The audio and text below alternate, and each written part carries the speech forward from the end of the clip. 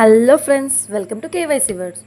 ఇప్పుడు నేను రాక్షసులకి మనుషులకి యుగాలు గడిచే కొద్దీ దూరం ఎలా తగ్గుతోంది అనేది చెప్పదలుచుకున్నాను.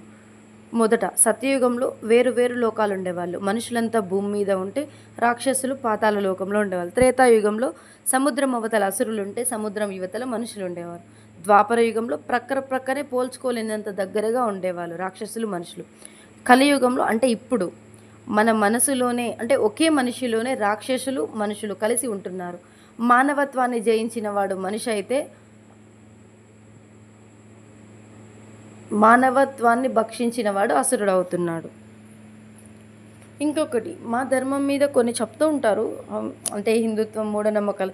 మావి మూఢ విశ్వాసాలు కానే కావు. ఆలోచిస్తే మావి శాస్త్ర భాండాగారాలు. మీ చూసే చూపులు విషరహితమైతే కురుక్షేత్రాన్ని చూడకండి, భగవద్గీతను చూడండి. రామరావణ యుద్ధం చూడకండి, సీతని అగ్నిలో ప్రవేశపెట్టినదో సీతని త్యజించినదో చూడకండి. మనుషులు దూరంగా ఉన్న మనసులు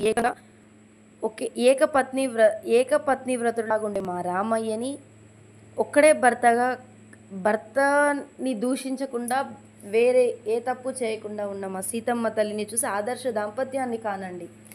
భర్త భార్య పక్కనే ఉన్న వేరే దానిల కోసం ప్రాకులాడే ఈ కలియుగానికి మా రామయ్య తల్లి సీతమ్మ తల్లికి ఎక్కడ అసలు పొంతనే లేదు. అటువంటి ఆదర్శ దాంపత్యాన్ని కానీ ఈ జనరేషన్లో ఎలా ఉండాలో చూడండి. అహింస పరమధర్మమే, కానీ హింస అనేది ఆపద్ధర్మం. మన మీదకి వచ్చినప్పుడు చీమని నలిపేస్తామే మనకు కొరికితే, అలాంటిది మన ధర్మం మీదికి వస్తే, మన ధర్మం జోలికి వస్తే ఎలా వేరే వాళ్ళని వదిలేయాలో చెప్పండి.